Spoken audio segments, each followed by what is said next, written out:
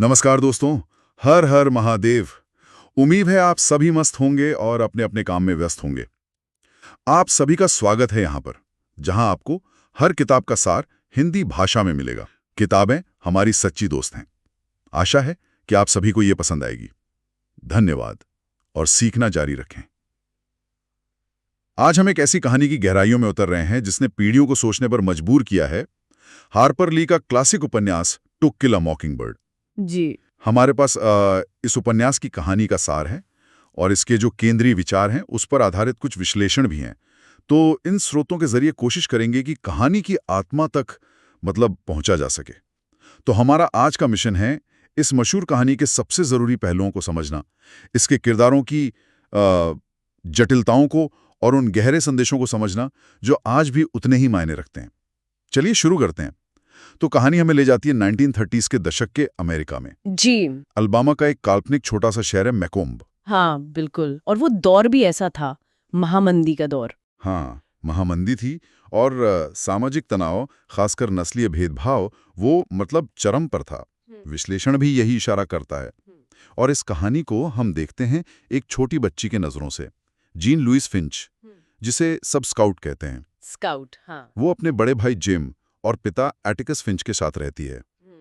Atticus शहर के एक बहुत सम्मानित वकील हैं। उनकी पत्नी का देहांत हो चुका है। हाँ, तो वो अकेले ही बच्चों की परवरिश कर रहे हैं। जी, और उन्हें दुनियादारी, नैतिकता ये सब सिखाने की कोशिश कर रहे हैं। कहानी में एक बड़ा मोड़ आता है, शायद सबसे अहम मोड़ कह सकते हैं, जब एटिकस फिंच को एक जिम्मेदारी सौंपी जाती है टॉम रॉबिन्सन नाम के एक अश्वेत व्यक्ति का बचाव करने की। जी। टॉम पर मेयला एविल नाम की एक श्वेत महिला के साथ बलात्कार का झूठा आरोप लगाया गया है। झूठा आरोप, हाँ। और यही मुकदमा, ये केस कहानी के बिल्कुल केंद्र में आ जाता है और मैकोम्ब शहर की जो शांत सतह दिखती है, उसके नीचे जो पूर्वाग्रह उबल रहे हैं उनको सामने ले आता है। बिल्कुल सही कहा।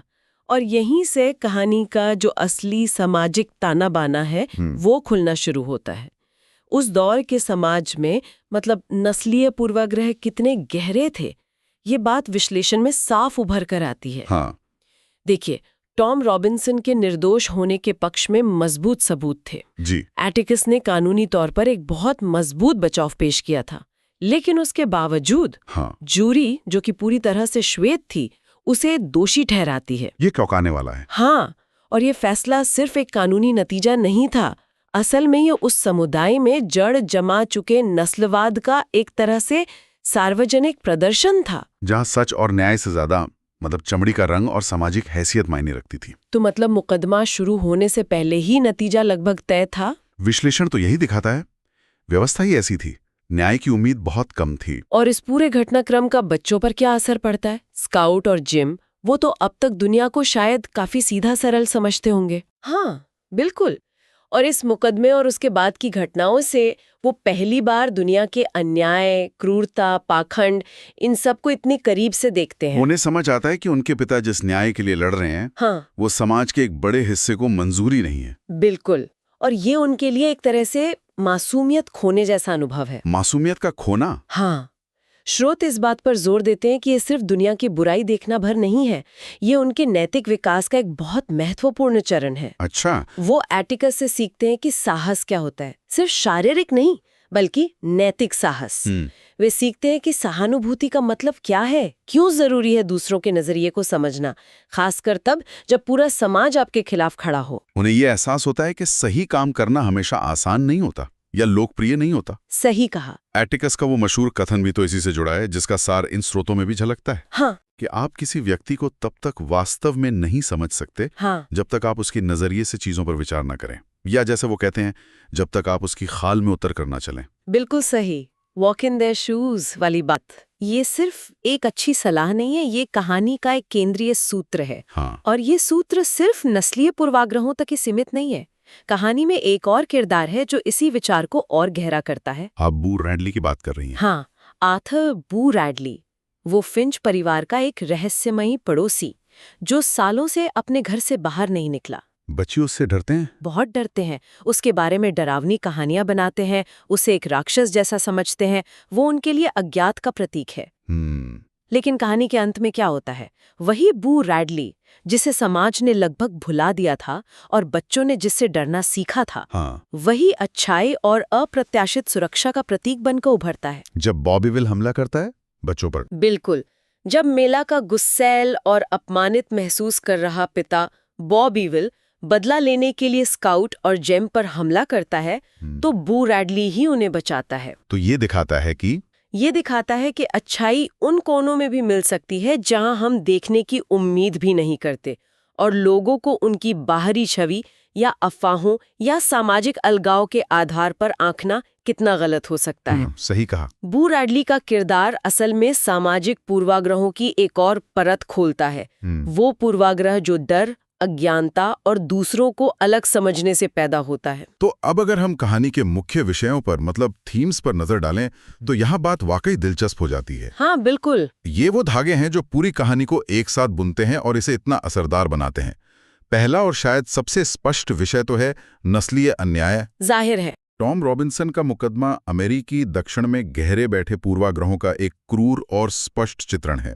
ये दिखाता है कि कैसे नस्ल के आधार पर एक निर्दोष व्यक्ति को बलि का बकरा बनाया जा सकता है। बिल्कुल। दूसरा अहम विषय है नैतिक विकास और मासूमियत का खोना। हाँ, जिसकी हमने बात की। हाँ, हमने देखा कि स्काउट और जिम कैसे दुनिया की कठोर सच्चाइयों से रूबरू होते हैं। ये उनके बड़े होने की कहानी है, जहां वे सीखते हैं कि दुनिया हमेशा न्यायपूर्ण नहीं होती और अच्छाई बुराई के बीच की रेखा अक्सर धुंधली होती है। हाँ, उनका नजरिया बदलता है, वे सवाल करना सीखते हैं। तीसरा महत्वपूर्ण विषय जिसकी हमने अभी बात की, सहानुभूति और समझ। जी। एटिकस का अपने बच्चों को बार बार यह सिखाना कि दूसरों की स्थिति में खुद को रखकर सोचो, ये कहानी का मूल मंत्र है। हाँ, और ये सिर्फ टॉम रॉबिन्सन या बू रैडली के लिए ही नहीं, ये कहानी के लगभग हर किरदार पर लागू होता है, यहाँ तक कि उन पर भी जिनसे हम असहमत हैं। बिल्कुल।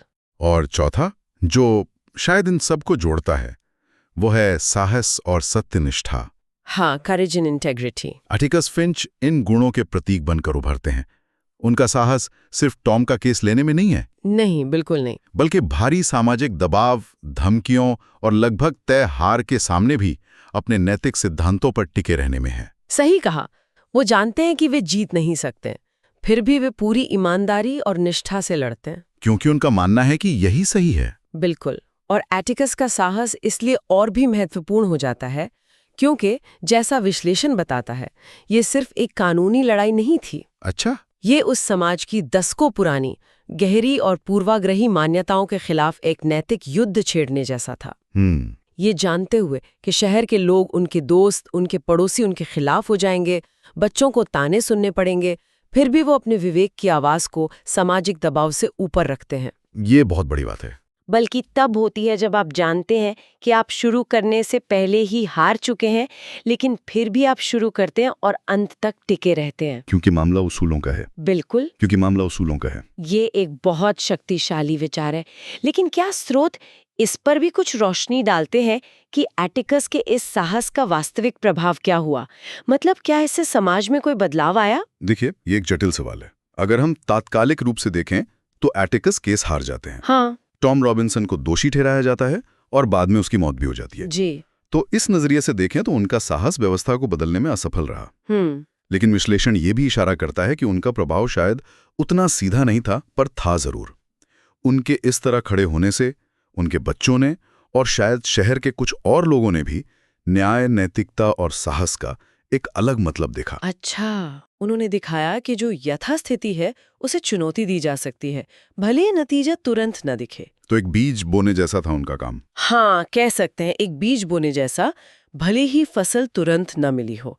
ये व्यक्तिगत नैतिकता और सामाजिक जड़ता के बीच के संघर्ष को दर्शाता है। तो ये कहानी सिर्फ अतीत के अन्याय के बारे में नहीं है, ये व्यक्तिगत जिम्मेदारी और नैतिक चुनाव के बारे में भी बहुत कुछ कहती है। बिल्कुल। ये कहानी हमें सोचने पर मजबूर करती है कि मुश्किल परिस्थितियों में हम कैसे व्यवहार करते हैं। क्या हम भीड़ के साथ बह जाते हैं? हाँ, या अपने ज़मीर की सुनते हैं। एटिकस का चरित्र एक आदर्श प्रस्तुत करता है, लेकिन साथ ही यह भी दिखाता है कि ऐसे आदर्शों पर चलना कितना कठिन और अकेलापन भरा हो सकता है। उपन्यास ये सवाल भी उठाता है कि सच्ची समझ और सहानुभूति कैसे विकसित होती है। क्या ये सिर्फ दूसरों के बारे में जानने से आती है या उनके अनुभवों को महसूस करने की कोशिश करने से? तो इस सब का निचोड़ क्या निकलता है? इन स्रोतों से जो बातें उभर कर आ रही हैं, उनसे लगता है कि टू किल अ मॉकिंगबर्ड एक बहुस्तरीय रचना है। हाँ, बिल्कुल। एक तरफ तो स्काउट और जेम के बड़े होने, दुनिया को समझने और अपनी मासूमियत खोने की कहानी है, जिसे हम कमिंग ऑफ एज कहानी कहते हैं। जी। और दूसरी तरफ ये अमेरिकी समाज पर, खासकर उसके नस्लीय इतिहास और न्याय प्रणाली पर एक शक्तिशाली और बेबाक टिप्पणी है। बिल्कुल, और जिसके सबक आज भी प्रासंगिक हैं। सही कहा। इसका सार शायद ये है कि असली बहादुरी मुश्किलों के सामने हार की संभावना के बावजूद सही के लिए खड़े होने में है।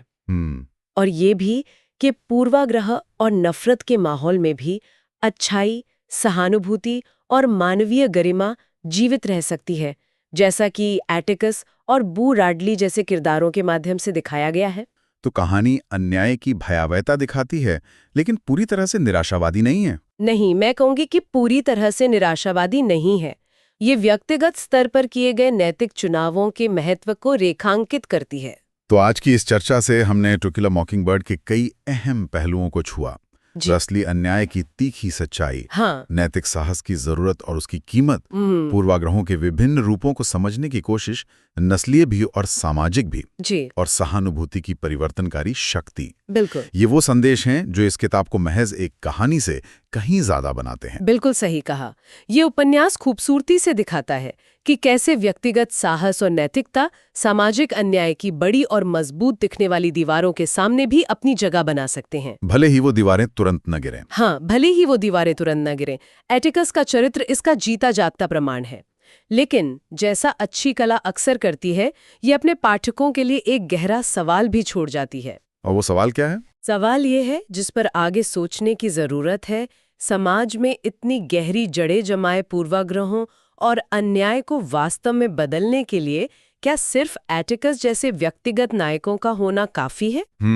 या फिर हमें व्यवस्थागत और सामूहिक बदलावों की ज्यादा जरूरत है?